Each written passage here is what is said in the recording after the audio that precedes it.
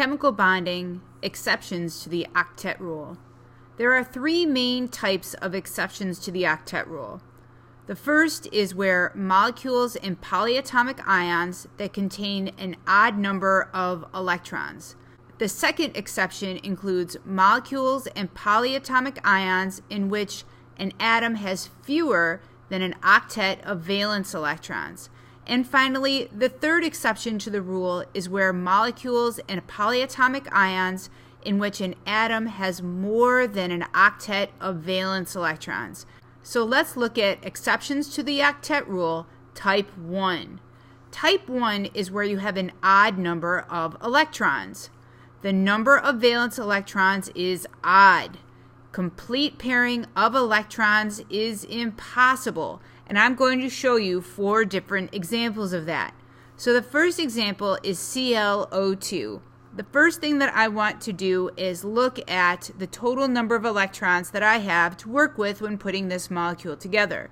So I know that I have 1 chlorine here with 7 valence electrons.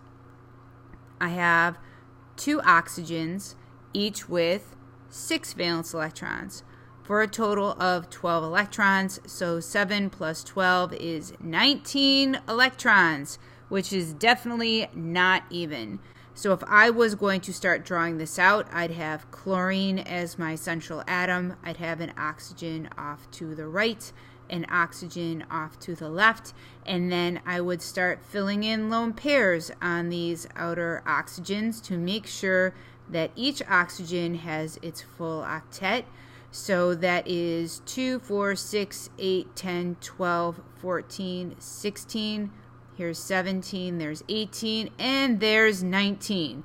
And that's it. There's no exception to the rule for this one. We just will have an odd number of electrons on that central chlorine atom.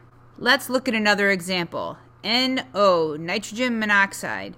So we have nitrogen, 1 nitrogen, 5 valence electrons gives me 5.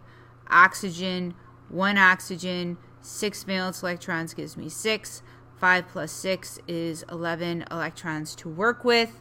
To give a full octet to both the nitrogen and the oxygen with just a single bond in between them, I would need 14 electrons. I certainly do not have that.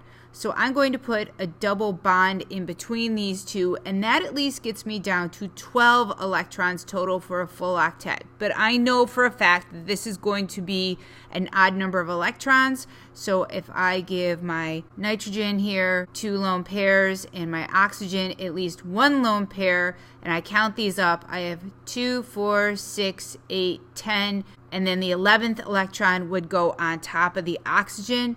Another option that I could have here is a nitrogen double bonded to an oxygen, give the oxygen its full octet, and then the nitrogen with 1 lone pair and 1 electron down here. So that represents 11 electrons. And what I would have to do is figure out which one is the better structure based on doing formal charges.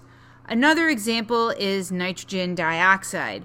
So we have nitrogen, we have 1 times 5, which gives me 5 valence electrons.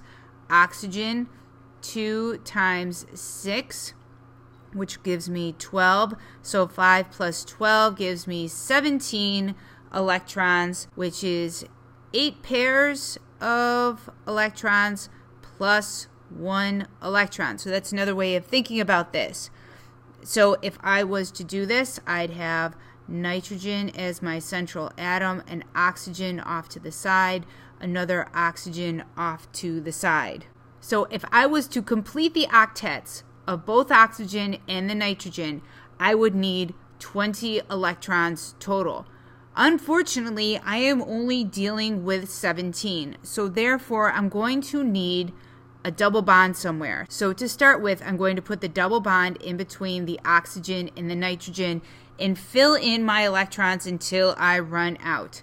So here's 2, 4, 6, 8 will come from the shared pairs between the oxygen and the nitrogen. 9, 10 between the nitrogen and the oxygen. 11, 12, 13, 14, 15, 16. And finally, that last electron for number 17 over the nitrogen in the center. A resonance structure of this could be the oxygen with the 3 lone pairs off to the left, the nitrogen in the center, a double bond, the oxygen, a lone pair on the top, a lone pair on the bottom, and then finally that last electron for number 17 over the top of the nitrogen again. So there are 2 resonance structures of this odd number of electrons representing NO2. The final one is an ion, O2 minus 1. We have 2 oxygens here, each with 6 valence electrons apiece for a total of 12 valence electrons.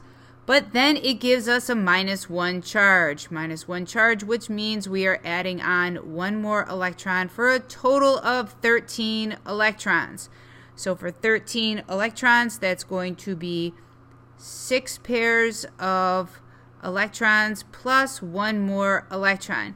Now, of course, the easiest thing to think here is, well, I'm just going to do oxygen double bonded to itself, another oxygen over here, and then 1, 2, 3, 4, 5, 6, 7, 8, 9, 10, and 11, 12 come from the double bond.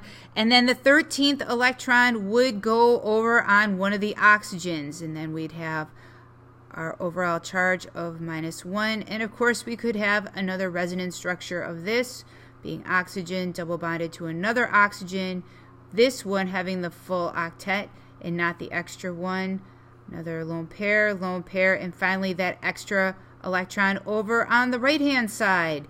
So 2 resonance structures of O2 minus 1 showing an odd number of electrons, and these are 4 representations of a type 1 exception to the octet rule.